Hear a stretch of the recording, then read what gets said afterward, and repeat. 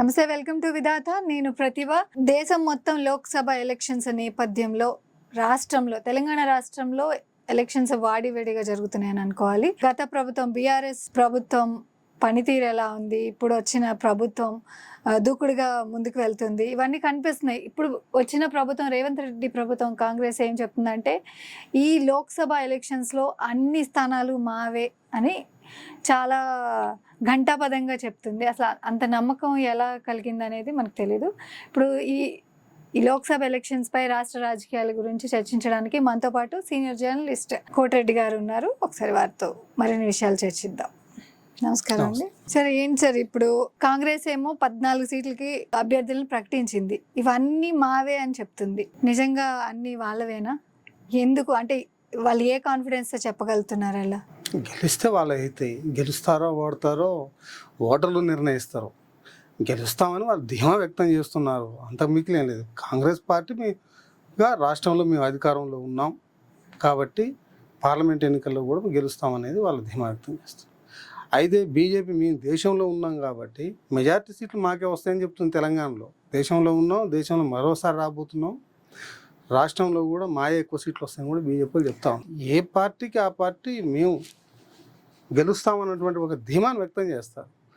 అయితే ఇక్కడ కాంగ్రెస్ పార్టీ వ్యక్తం చేస్తున్నటువంటి ధీమాలో వెనకాల ఉన్నటువంటి రీజన్స్ ఏందనేది ఇప్పుడు ఇక్కడ మనం చూడాలి. అంతర్గత అంటే కాంగ్రెస్ పార్టీ అంతర్గత సర్వేలో మేమే గెలుస్తాము, అన్నీ మావే, ఈసారి మా ఓటు బ్యాంక్ గణనీయంగా పెరిగింది అని చెప్తుంది. సో అది ఎంతవరకు వాస్తవం అనుకోవాలి? అంటే ఏ కారణాలు వాటిని ప్రభావితం చేశాయంటే అది పోలరైజేషన్ కారణాలు ఏమి లేవు. వీళ్ళేం పెద్ద గొప్పగా ఏం పరిపాలన చేయలేదు ఈ 3 నెలల్లో. కానీ పోలరైజేషన్ తెలంగాణ రాష్ట్రంలో 2014 తర్వాత రాజకీయాలలో మార్పులు వచ్చాయి. ఆ మార్పులలో ఏంటంటే అధికారంలో ఉన్న పార్టీకి ప్రతిపక్షంలో ఓడిపోయిన పార్టీలో ఉన్నటువంటి గెలిచిన వాళ్ళంతా వలసలు పోవడం. అది 2014 తర్వాత టీడీపీ మొత్తం పోయి టీఆర్ఎస్లో కలిసింది. 2018 తర్వాత కాంగ్రెస్ వాళ్ళంతా పోయి టీఆర్ఎస్లో జాయిన్ అయ్యారు. ఇప్పుడు 2023 తర్వాత సేమ్ సీన్ రిపీట్ అవుతుంది. ఇక్కడ మనం ఈ వాతావరణాన్ని చూస్తుంటే అధికారంలో ఉంటే ఎందుకంటే కాంగ్రెస్ పార్టీకి 65 సీట్లు వచ్చాయి, బీఆర్ఎస్కి 39 దాకా వచ్చాయి సీట్లు. అంటే పెద్ద సంఖ్య. కానీ గెలిచిన తర్వాత చూడండి, దానం నాగేందర్ బీఆర్ఎస్ ఎమ్మెల్యే కాంగ్రెస్లో జాయిన్ అయ్యిండు, సికింద్రాబాద్ ఎంపీగా పోటీ చేస్తున్నాడు. కడియం శ్రీహరి స్టేషన్ గన్పూర్ బీఆర్ఎస్ ఎమ్మెల్యే కాంగ్రెస్లో జాయిన్ అయ్యిండు, బిడ్డకు టికెట్ ఇప్పించుకున్నాడు. చేవెళ్ళ ఎంపీ రంజిత్ రెడ్డి బీఆర్ఎస్ తరఫున ఎంపీ పోటీ చేశాడు, ఎంపీ గెలిచాడు 5 సంవత్సరాలు. ఇవాళ ఏమైంది, బీఆర్ఎస్లో టికెట్ ఇస్తామంటే నాకు వద్దు, పోటీ చేయలేదని చెప్పాడు, వచ్చాడు కాంగ్రెస్లో చేరిండు. కాంగ్రెస్ నుంచి అదే చేవెళ్ళ క్యాండిడేట్ పోటీ చేస్తున్నాడు. పట్నం మహేందర్ రెడ్డి బీఆర్ఎస్ ఎమ్మెల్సీ ఎలక్షన్ల ముందర మంత్రిగా కూడా చేసిండు. ఆయన భార్య తన అనుచరులు మొత్తం కూడా కాంగ్రెస్లో చేరి మల్కాజ్గిరిలో పోటీ చేస్తున్నారు. ఇట్లా ఎమ్మెల్యేలు దాదాపు ఒక 26 మంది ఎమ్మెల్యేలు కాంగ్రెస్లో చేరుతారని ప్రచారం కూడా జరుగుతూ ఉంది. లోకల్గా మనకు పనులు కావాలంటే అధికారం ఉన్న పార్టీకే పోవాలని ఎక్కడికెక్కడ చాలామంది క్యాడరు కాంగ్రెస్ పార్టీలో చేరారు. ఇవన్నీ ఒక పోలరైజేషన్ వాతావరణం తీసుకొచ్చాయి కాబట్టి ఈ కాంగ్రెస్ పార్టీ మేము గెలుస్తామన్నటువంటి ధీమాలో ఉన్నారు. ఇంకొకటి, కాంగ్రెస్ పార్టీ వాళ్ళు ఏం చెప్తున్నారు, మేము అధికారంలోకి వచ్చిన వెంటనే మహిళలకు ఉచిత బస్సు ప్రయాణం ఇచ్చాము, ఇప్పుడు 500 రూపాయలకే సిలిండర్ ఇస్తున్నాము, 200 రూపాయలు 200 యూనిట్లు ఉచితంగా యూనిట్ ఇస్తున్నాము. ఈ 3 చేశారు. మళ్ళీ ప్రజావాణి దరఖాస్తులు తీసుకున్నారు, ఏది రేషన్ కార్డులకు, పెన్షన్లకు, వీటన్నిటి కోసం. అవన్నీ స్క్రూటినీ ఏదో చేస్తూ ఉన్నారు. అది ఇంప్లిమెంట్ చేసే లోపల ఇంప్లిమెంట్ చేసే వాళ్ళు చేయబోయే ఎన్నికల కోడ్ ఉంది. ఒక నమ్మకాన్ని ప్రజల్లో కల్పిస్తున్నారు. ఏంటంటే కాంగ్రెస్ పార్టీ వాళ్ళు ఇచ్చిన 6 గ్యారంటీలు వీళ్ళు అమలు చేస్తారు, దాంట్లో భాగంగా మాకు పలానా చేశారు, ఇవి చేస్తున్నారంటూ ఒక నమ్మకం కింది స్థాయిలోకి వెళ్ళిపోయింది. ఏమన్నా కానీ 10 సంవత్సరాల నుండి ఏం చేసినాడు, మొత్తం దోసుకున్నాడు. ఇప్పుడు వీలైతే వచ్చిరుగా రాని చూద్దాం, వీళ్ళకే ఇద్దాం అన్నటువంటి ఒక ఆలోచన, ఒక టెండెన్సీ కనిపిస్తుంది అంతే. దానికి తోడేమిటి అంటే ఈ పోలరైజేషన్ ఒకటి ప్రధానంగా కనిపిస్తూ ఉన్నది. ఏది కాంగ్రెస్ పార్టీకి అనుకూలమైనటువంటి వాతావరణం. ఇది పూర్తి స్థాయిలో బీఆర్ఎస్ని బీఆర్ఎస్ యొక్క ఆత్మస్థైర్యాన్ని దెబ్బతీసే విధంగా వాతావరణం అక్కడ కనిపించాము. ఎందుకు సార్ బీఆర్ఎస్ ఓటింగ్ శాతం తగ్గడం, అసలు ఈ ఎమ్మెల్యేలు అందరూ కాంగ్రెస్ పార్టీలోకి జంప్ అవ్వడం కారణాలు ఏంటి అసలు? ఏముంటుంది, అధికారం ఎక్కడ ఉంటే అక్కడ 4 పనులు అవుతాయి, అంతకంటే ఎక్కువ ఉండదు. బీఆర్ఎస్ ఓటింగ్ శాతం ఎందుకు ఓటింగ్ ఎందుకు తగ్గుద్ది అంటే సహజంగానే బయట రాజకీయ వాతావరణం మారుతూ ఉన్నప్పుడు ఓటింగ్ ప్యాటర్న్ డిఫరెన్స్, మా ఆలోచన సరళి డిఫరెంట్గా ఉంటుంది. ఇప్పుడు కాంగ్రెస్ పార్టీ ఎన్ని గెలిచింది? 62, 63 గెలిచింది 2014లో. కానీ మరి 2018కి వచ్చేవరకు 88 సీట్లు గెలిచింది. పోలరైజేషన్ జరిగింది. తర్వాత లోకల్ బాడీ ఎన్నికలు కానీ ఇంకొకటి కానీ టీఆర్ఎస్కి అనుకూలంగా వచ్చినాయి. అయ్యాల ఎందుకు వచ్చినాయి?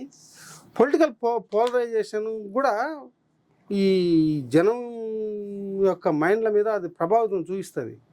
ఇవాళ ఎంత లేదనుకున్నా ఒక ఎమ్మెల్యే పోయిందంటే కొన్ని ఓట్ల ప్రభావం, ఇవాళ గెలిచింది అధికారంలో ఉంది, ఫలానా పార్టీ అధికారంలో ఉంది అనుకున్నప్పుడు ఆ పార్టీ వెనకాల వచ్చేది అది. ఎందుకంటే పరిపాలన చూద్దాం, ఇంకా 4 ఏళ్ళు ఉంది కదా. అదే అసెంబ్లీ ఎన్నికలు, ప్రభుత్వం మారే అవకాశం ఉందనుకున్నప్పుడు ఓటింగ్ ప్యాటర్న్లో ఒక తీరు వస్తుంది. గవర్నమెంట్ 4 సంవత్సరాల అధికారంలో ఉంటుంది అనుకున్నప్పుడు జరిగే ఓటింగ్లో ప్యాటర్న్లో ఒక రకమైనటువంటి అభిప్రాయం ఉంటుంది. ఇవాళ కాంగ్రెస్ పార్టీకి వ్యతిరేకత లేదు, అనుకూలత అనేది పక్కా పెట్టండి, వ్యతిరేకత అనేది లేదు. ఉన్నందులో వీళ్ళకే వేస్తే పోలా. అవును, అంటే తెలంగాణ వచ్చినాక ఉన్నది మాత్రం బీఆర్ఎస్. ఇప్పటి వరకు బీఆర్ఎస్ ఏం చేసింది, వాళ్ళ అవినీతి ఏంటి, ఆరోపణలు ఏంటి, అంటే ఫోన్ ట్యాపింగ్ కావచ్చు. బీఆర్ఎస్ పార్టీ 2014 నుంచి 18 వరకు చేసినటువంటి పరిపాలనలో ఎక్కడ అవినీతి మరకలు రాలే. చేయలేదని నేను చేసిర్రా చేయలేదా ఎవరికి తెలియదు అది, ఎందుకంటే విచారణలో తేలాల్సిన అంశాలు. అవినీతి మరక రాలే. 2018 తర్వాత భారీ ఎత్తున వచ్చింది. కాళేశ్వరంది మీద విపరీతమైన ప్రచారం వచ్చింది. అది వాళ్ళ కర్మగారి పోలింగ్ ముందు టైమే కుంగిపోయింది. అది మరింత డ్యామేజ్ చేసింది. ఈ కాంగ్రెస్ వాళ్ళు 1,00,000 కోట్ల ప్రాజెక్టులో జరిగినటువంటి అవినీతి జరిగింది అనేది, కాళేశ్వరం 1,00,000 కోట్ల అవినీతి అనేది ప్రచారం చేసింది కాంగ్రెస్ పార్టీ. అది ఎన్నికల ముందు రుజువైంది. ఏది కుంగిపోవడం ద్వారా, అంటే ప్రజలు నమ్మిరు. రుజువైంది అంటే ప్రజలు అవినీతి జరిగిందని నమ్మిరు కాబట్టి విత్ ప్రూఫ్స్ దాన్ని ప్రజల ముందుకు తీసుకెళ్ళి, ప్రూఫ్స్ ఎన్ని తీసుకొచ్చినా విచారణ సంస్థలు ప్రూఫ్ చేస్తాయి తప్ప కాంగ్రెస్ పార్టీ ప్రూఫ్ చేయదు. వాళ్ళతో తీసుకెళ్ళి అది ఆరోపణ ఏంటి, ఇక్కడ అవినీతి జరిగింది అనేది కాంగ్రెస్ పార్టీ ఆరోపించింది. అది ప్రజలు నమ్మే విధంగా ఏం జరిగింది, ఎన్నికలకు ముందు మేడిగడ్డ కుంగింది. Just coincident. ఎందుకంటే ప్రజలు విచారణ సంస్థలు కాదు కదా, ఒకదాన్ని బేస్ చేసుకొని నమ్ముతారు. విచారణ సంస్థలు విచారిస్తున్నాయి, ఇంకా తేల్చేవారు తెలిసే లేదు, ఎవరికి తెలియదు. అవును, కానీ ప్రజలు ఏమనుకుంటారంటే దీనికి 1,00,000 కోట్లు ఖర్చు పెట్టారు, అరే ఇది పాడైపోయింది, ఇది కుంగిపోయింది, ఇది పనికి రాదు, ఇదంతా బీఆర్ఎస్ వాళ్ళ అవినీతితోనే జరిగిందని వాళ్ళ. అదొకట. రెండో పాయింట్ వచ్చే వరకు ఇప్పుడు బయటకు వచ్చిన దాంట్లో ట్యాపింగ్ కుంభకోణం బయటికి రావడం అనేది బీఆర్ఎస్కు ఇవాళ అసలే అంతంత మాత్రం ఉంది. అందరూ ఎక్కడెక్కడ పోతున్నారు, ఎవడు ఓన్ చేసుకోవట్లేదు. ఈ టైంలో ఈ ఫోన్ ట్యాపింగ్ కేసు అనేది వాళ్ళకు ఉరితాడు పడ్డది. సరే, దాంట్లో దోషులు తేలుస్తారా సస్తారా అది తర్వాత అంశం. ఇలా కొంతమంది అరెస్ట్ చేసారు ఆఫీసర్స్ని, వేలు మొత్తం కూడా ఎటు చూపిస్తున్నాయి, వీళ్ళ వైపు చూపిస్తున్నాయి. సోషల్ మీడియాలో పుంఖానుగా ప్రచారాలు జరుగుతున్నాయి. ఏంది, సినిమా యాక్టర్లు ఫోన్ చేశారని చెప్పి, సమంత విడాకులకు వీళ్ళే కారణం అని చెప్పి, ఈ భార్యాభర్తల సంభాషణలు కూడా వీళ్ళు అంత విన్నారు అని, ఇదంతా ఒక దారుణమైనటువంటి ప్రచారం అంశం బయట ప్రచారంలోకి వచ్చింది. అది నిజమా అబద్ధమా తేల్చడం అనేది ఎవరి వల్ల కాదు. విచారణ సంస్థలు ట్యాపింగ్ జరిగిందని తెలిస్తే నీకు శిక్ష ఇస్తుంది, కోర్టుకు పంపిస్తారు. కోర్టు శిక్ష వేస్తుందో నిర్దోషిని విడుదల చేస్తుంది. హత్య చేసిన వాళ్ళందరికీ ఉరి శిక్షల వల్లే, యావజ్జీవ కారాగార శిక్షల వల్లే నిర్దోషులు బయటకు వచ్చిన వాళ్ళు కూడా. ఇది కూడా ఏమైనా జరగచ్చు. కానీ ప్రజల్లో ఏమైంది, అరే ఫోన్ ట్యాపింగ్ చేసిరట్నా, ఇది ఎక్కడ అన్యాయమా, జనంలో పోయింది. కాళేశ్వరం చూడు కుంగిపోయింది, అవి జరిగిందని. లిక్కర్ స్కామ్ అదైతే అది మన సీరియల్ లాగా అంతులేని కథలాగా నడుచుకుంటూ వచ్చింది. అది మన అందరికీ ఇప్పటికి నడుస్తుంది. అది ఎప్పుడు అంతమైతే కూడా తెలియదు. కానీ అదొక టీఆర్ఎస్ని బాధనం చేయాలి, బీజేపీని కూడా బాధనం చేసింది రాష్ట్రంలో. అది ఎలా సార్ బీజేపీని ఎట్లా బాధనం చేసింది అంటే, ఈ లిక్కర్ స్కామ్ కేసులో ఢిల్లీ ముఖ్యమంత్రి ఉప ముఖ్యమంత్రిని అరెస్ట్ చేశారు, ఇంకొకరిని అరెస్ట్ చేశారు. వాళ్ళు వివిధ రకరకాల సాక్ష్యాలు ఉన్నాయన్నారు. కవితని ఇగో రేపు అరెస్ట్ చేస్తున్నాం, ఎల్లుండి అరెస్ట్ చేస్తున్నాం, మొన్న అరెస్ట్ చేస్తున్నాం అన్నారు. అసెంబ్లీ ఎన్నికల ముందు అరెస్ట్ చేయలే. దాంతో ఏమైంది, రాష్ట్రంలో బీజేపీ బీఆర్ఎస్ ఒకటే, వీళ్ళిద్దరి మధ్య ఒక అవగాహన ఉంది, అందుకనే కవితను అరెస్ట్ చేయటం లేదన్నటువంటి ఒక సంకేతం పోయింది. దాన్ని కాంగ్రెస్ పార్టీ బలంగా ఉపయోగించుకుంది, ఎన్నికల ప్రచారం చేసింది, తను గెలవగలిగింది. తర్వాత పార్లమెంట్ ఎన్నికల కాడికి వచ్చేవరకు ఏం చేశారు, అమ్మో కవితను అరెస్ట్ చేయకపోతే మన మీద ప్రభావం జరిగేటట్టుంది. ఎందుకంటే బీజేపీలో అంతర్గత కుమ్లాట్లు ఎక్కువైనాయి, ఒకటి ఇటు పోతాడు, ఒకటి అటు పోతాడు, బీజేపీకి రకరకాల జరిగినాయి. ఈ నేపథ్యంలో బీజేపీ వాళ్ళు తన పరువు కాపాడుకోవడం కోసం ఏం చేశారు, కవితను అరెస్ట్ చేశారు. కవితను అరెస్ట్ చేయడంలో ఉద్దేశం కూడా ఏంది, ఇండియా కూటమిలో భాగస్వామిగా ఉన్నటువంటి కేజ్రీవాల్ని దెబ్బ కొట్టాలి, ఢిల్లీ సీఎంను కొడితే ఇండియా కూటమి మీద మోరల్గా ప్రభావితం చూపిస్తుంది. అతను అరెస్ట్ చేయాలంటే ఏం చేయాలి, అతనికి లింకు చూపించడం కోసం ఇక్కడ కవితను అరెస్ట్ చేయాలి. కవితను అరెస్ట్ చేయడం వల్ల 2 ప్రయోజనాలు పొందొచ్చని ఆలోచించారు. ఒకటి, కేజ్రీవాల్ని అరెస్ట్ చేయొచ్చు, రెండోది మాకు బీఆర్ఎస్తో సంబంధం లేదు, బీఆర్ఎస్ మీ శత్రులమే అని చెప్పి కాంగ్రెస్కు ఆల్టర్నేట్ ఫోర్స్ లాగా మేము రావాలనేది వాళ్ళు ప్లాన్ చేశారు. ఇది జరిగింది. ఈ ఆలోచనతోనే వీళ్ళని అరెస్ట్ చేశారు. అక్కడ కేజ్రీవాల్ని అరెస్ట్ చేశారు. ఎందుకంటే ఈ అరెస్ట్ తర్వాతనే కేజ్రీవాల్ని అరెస్ట్ చేశారు, కానీ కేజ్రీవాల్ని అరెస్ట్ చేసి ఏమైనా అరెస్ట్ చేయలేదు కదా. ఈ సీక్వెన్స్ మనకు అది కనిపిస్తాం. కానీ రాష్ట్ర ప్రజలు కూడా ఏమనుకోరు, ఇదంతా ఏదో నాటకం లాగా ఉంది, ఆమెను అరెస్ట్ చేయడం అంటే. ఇప్పుడు అరెస్ట్ చేయడం ఏంది, ఎప్పుడో చేయాలి కదా. ఇప్పుడు ఓట్ల కోసం చేసినట్టు అనిపిస్తుంది. ఎప్పుడో ఆరోపణలు వచ్చినాయి, అప్పటి నుంచి చేయకుండా అప్పుడు కాకుండా ఇప్పుడు చేశారు అంటే ఈ ఎలక్షన్ల కోసమే చేశారు, మేము మాకు బీఆర్ఎస్తో సంబంధం లేదు అని చెప్పుకోవడం కోసం చేశారు అనేది కూడా ప్రచారం పోయింది. దాంతో నిర్ణయాలు ఒకటి ఇంకొక ప్రచారం ముందుకు వచ్చింది, బీఆర్ఎస్ కాంగ్రెస్లో విలీనం అవుద్దట కదా అని. ఎందుకంటే బీజేపీ వాళ్ళు కవితను అరెస్ట్ చేసినా కానీ, అంటే ఈ ప్రచారం వెనకాల ఉద్దేశాన్ని మనం చూసినట్టయితే బీజేపీ వాళ్ళు కవితను అరెస్ట్ చేసినా కూడా బీజేపీని ప్రజలు నమ్మట్లేదు అనేది వాళ్ళకు ఫీడ్బ్యాక్ వచ్చి ఉండాలని నేను అనుకుంటున్నాను. ఎందుకు నేను అంటున్నానంటే, ఇవాళ అంటే జనరల్ సినారియో చూస్తే వాళ్ళు 8 సీట్లు వస్తే 9 సీట్లు వేస్తుంటారు, కానీ ఉన్న సీట్లలోనే 1-2 సీట్లు పోయేటట్టు ఉందనేటువంటి ఇండికేషన్ వాళ్ళకు ఉందనేది నాకు ఉన్నటువంటి అభిప్రాయం.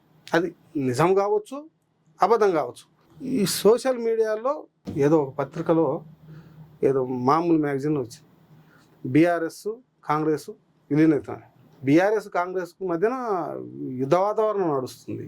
ఏ పరిస్థితిలో కేటీఆర్ను ఎవరినో ఒకరిని జైలు పంపాలన్నటువంటి ఉద్దేశంలో కాంగ్రెస్ పార్టీ ఉన్నదనేది చాలా స్పష్టంగా అనిపిస్తుంది. అసలు కలిసేది ఎక్కడ, బీఆర్ఎస్లో ఉన్న ఎమ్మెల్యేలందరినీ తీసుకుంటారు కావచ్చు, ఆ పార్టీ నాయకులను తప్ప. కానీ ఈ ఎలక్షన్స్ లో ఎవరైతే బీఆర్ఎస్ నుంచి కాంగ్రెస్ లోకి జంప్ అయ్యారో వాళ్ళందరికీ లోకల్ క్యాడర్ మద్దతు ఇస్తుంది అనేది కూడా ఒక ప్రచారంలో ఉంది.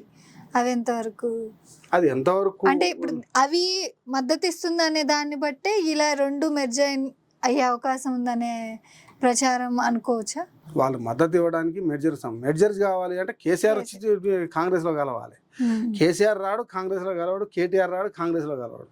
వాళ్ళకి కింద ఉన్న ఎమ్మెల్యేలందరూ వచ్చి కాంగ్రెస్లో కలుస్తారు కావచ్చు, కానీ వాళ్ళు రారు. అందుకని పార్టీ మెర్జర్ కాదు.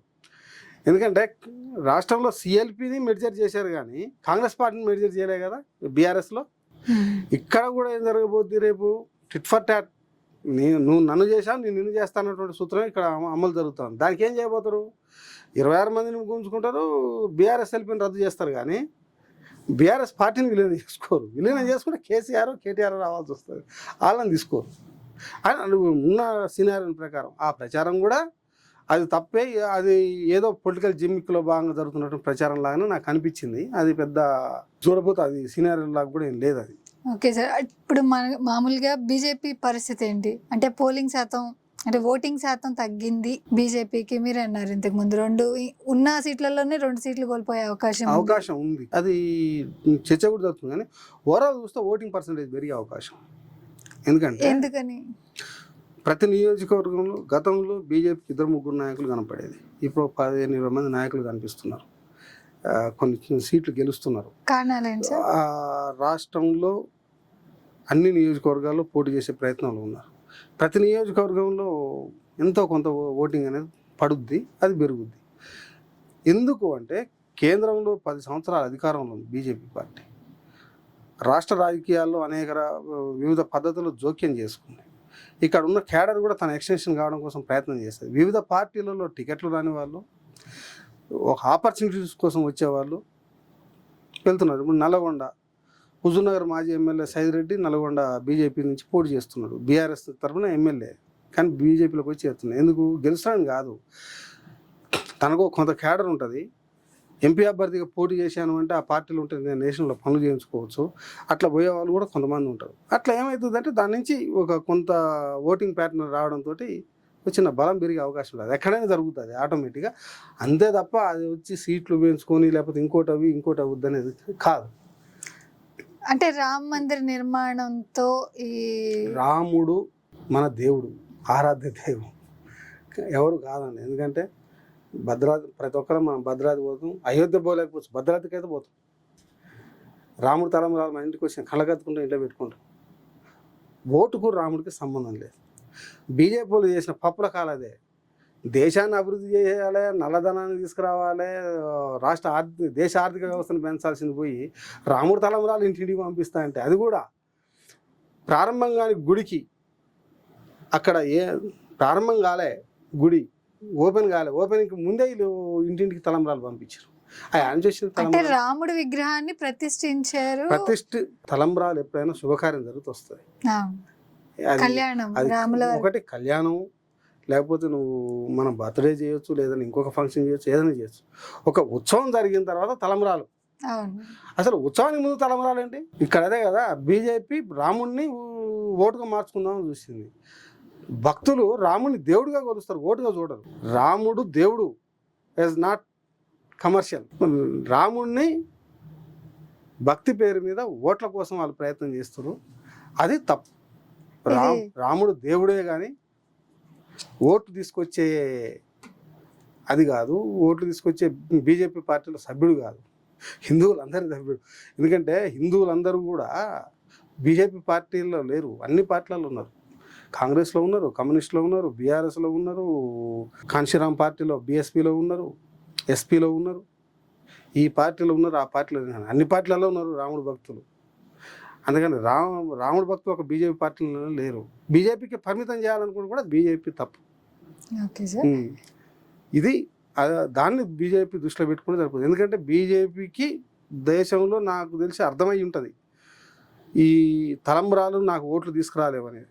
అందుకనే వాళ్ళు రకరకాల ఎత్తుగడలు చేస్తున్నారనేది నేను. తెలంగాణలో బీజేపీ ముందుకు వెళ్ళాలి అంటే ఏం చేస్తే బాగుంటుంది? అంటే ఇప్పుడున్న రాష్ట్ర రాజకీయాల్లో కాంగ్రెస్ దూకుడుగానే వెళ్తుంది, బీఆర్ఎస్. తెలంగాణ సమాజం సాయుధ పోరాటంలో పాల్గొన్న సమాజం, ఇది అత్యంత చైతన్యమైన సమాజం. ఇక్కడ మత రాజకీయాలకు, మతోన్మాద రాజకీయాలకు తావులేదు. ఎందుకంటే హిందువులు ముస్లింలు కలిసి పనిచేస్తారు. నిజాం నవాబుకు వ్యతిరేకంగా ముస్లింలు హిందువులు కలిసి పోరాటం చేశారు. హిందూ భూస్వాములకు వ్యతిరేకంగా ముస్లింలు హిందువులు కలిసి పోరాటం చేశారు. రజాకార్ మూకలకు వ్యతిరేకంగా హిందువులు ముస్లింలు కలిసి కొట్లాడారు. ఎందుకంటే ఇక్కడ బందగి భూ పోరాటమే, సాకల ఐలమ్మది భూ పోరాటమే. ఇద్దరు ఒక ప్రాంతానికి చెందిన వాళ్ళే, ఒకరు ముస్లిం ఒకరు హిందూ. చేసింది ఎవరు? అక్కడ భూస్వామికి, ఇక్కడ నిజాం నవాబుకి వ్యతిరేకంగా చేశారు. ఈ సాయుధ పోరాటానికి ప్రేరణ వాళ్ళే.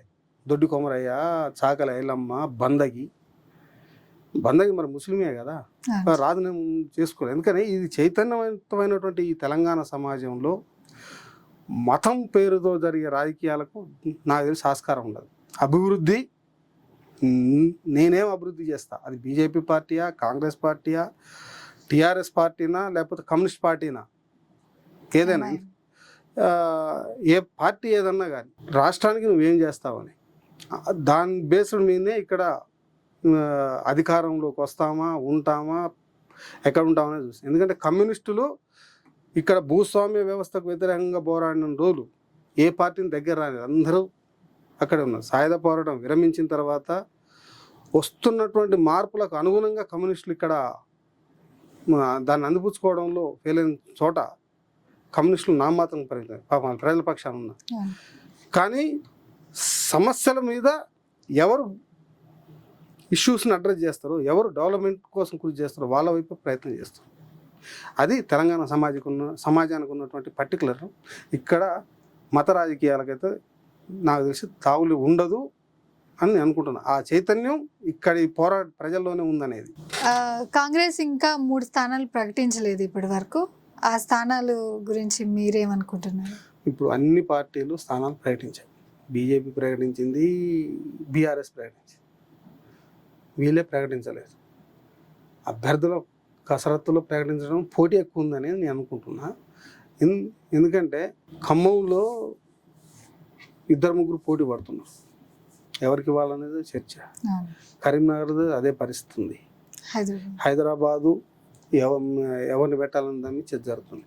ఈ 3 అది వాళ్ళ పార్టీ ఇంటర్నల్ విషయం. కానీ వాళ్ళు అభ్యర్థులను ప్రకటించకపోవడం అనేది కూడా వాళ్ళకి మైనస్ పాయింట్. అది ఈ మూడు స్థానాల్లో ఈ పార్టీ ప్రకటన జరగాల్సింది ఉండే. సో వాళ్ళ దాంట్లో ఏమంటారు, మా దాంట్లో పోటీ ఎక్కువ ఉంది కాబట్టి, మా దాంట్లో ఆశావాళ్ళు ఎక్కువ కాబట్టి నిర్ణయం తీసుకోవడం తక్కువ ఇబ్బంది అవుతుంది అంటారు. జస్ట్ వాళ్ళ సర్వేల ఆధారంగా నిర్ణయం తీసుకుంటారు. అది ఏమిటి అనేది అంటే ఖమ్మం మీద పర్టికులర్గా చూసినట్టయితే అక్కడ 3 వర్గాలు ఉన్నాయి, 3 మంత్రులు, ఒక డిప్యూటీ సీఎం, 2 మంత్రులు, 3 పోటీ పడుతారు. నా మనిషికి కావాలని నా మనిషికి కావాలని సింపుల్ టాస్క్. అభ్యర్థిని ప్రకటించకపోవడం, ఇంకా అంటే అభ్యర్థులు మళ్ళీ ప్రచారం చేసుకోవాలి, ఇవన్నీ వాళ్ళకి అంటే టైం లేకపోవడం మళ్ళీ మైనస్. కరీంనగర్ లాంటి ప్రాంతాల్లో ఇబ్బంది అవుతుంది, కానీ ఖమ్మం లాంటి ప్రాంతాల్లో 1 సైడ్ ఉంది కాబట్టి కాంగ్రెస్కి ఇబ్బంది ఉండకపోవచ్చు. కరీంనగర్ ప్రకటించడం ఆలస్యం జరుగుతూ ఉంటే వాళ్ళు కోల్పోయే అవకాశం కూడా ఎక్కువ ఉంటుంది కాంగ్రెస్ పార్టీకి. హైదరాబాద్ అనేది ఎప్పుడు ప్రకటించినా నామినలే, కాకపోతే వాళ్ళు ఎంఐఎం వాళ్ళిద్దరిది అయింది కాబట్టి వీళ్ళది చూసి ప్రకటిస్తారు. వీళ్ళు బీఆర్ఎస్ వాళ్ళది ఎట్లా అయిందని చూసి ప్రకటిస్తారని అనుకుంటున్నా. కానీ ఒకటి నష్టపోయేది, కరీంనగర్లో నష్టపోతారు అభ్యర్థిని తొందర ప్రకటించకపోతే. ఖమ్మంలో వెయిట్ అండ్ సీ, ఎటు చూసినా మాకే మెజార్టీ ఉంది కదా అనే ఆలోచనలో ఉండొచ్చు. హైదరాబాద్ పరిస్థితి ఏంటి సార్? ఈ 3 పార్టీలు పోటాపోటీగానే ఉన్నాయి అభ్యర్థులు. ఈ మధ్య మాధవీలత హైదరాబాద్ కాన్స్టిట్యున్సీలో బీజేపీకి ఓట్ % పెరిగే అవకాశం అయితే ఉంది, కానీ గెలిపిస్తుంది అన్నటువంటి నమ్మకం అయితే ఏం లేదు. అంటే బీజేపీ వాళ్ళకు ఉండొచ్చు, కానీ నాకైతే కనిపించడం లేదు. ఎటు చేసినా వాళ్ళకే మెజార్టీ వచ్చే, కాకపోతే మెజార్టీ తగ్గొచ్చు, ఓట్ పర్సెంటేజ్ మాత్రమే. ఎందుకంటే ఆడ వీళ్ళు కమ్యూనల్ దాంతోనే ముందుకు పోతారు, వాళ్ళు కమ్యూనల్ దాంతోనే ముందుకు పోతారు. హైదరాబాద్ పర్టికులర్గా వచ్చే వరకు వాళ్ళ ఓట్ పర్సెంటేజ్ షేర్ ఎక్కువ ఉంటుంది, వీళ్ళది సహజంగానే కాస్త తక్కువ ఉంటుంది. రెండింటి మధ్యలో చూస్తే ఇక్కడ కాంగ్రెస్ బీఆర్ఎస్ ఉంటాయి కాబట్టి కొంచెం దెబ్బ పడుతుంది. డౌట్ పడాల్సిన అంశం. గెలుస్తారు అనేటువంటి నమ్మకం అయితే నాకు లేదు. సరే, వేరే వాళ్ళ గురించి నేను చెప్పలేను, కానీ ఇది ప్రస్తుతం లోక్సభ ఎలక్షన్స్లో ఇప్పుడున్న అనాలిసిస్ ప్రకారం చూస్తే కాంగ్రెస్ పార్టీ ముందంజలో ఉన్నట్టు తెలుస్తుంది. ఇక చూడాలి మరి ఏ పార్టీ గెలుస్తుంది అనేది వచ్చే ఎలక్షన్స్ అయ్యే వరకు వేచి చూడాలి. Thank you.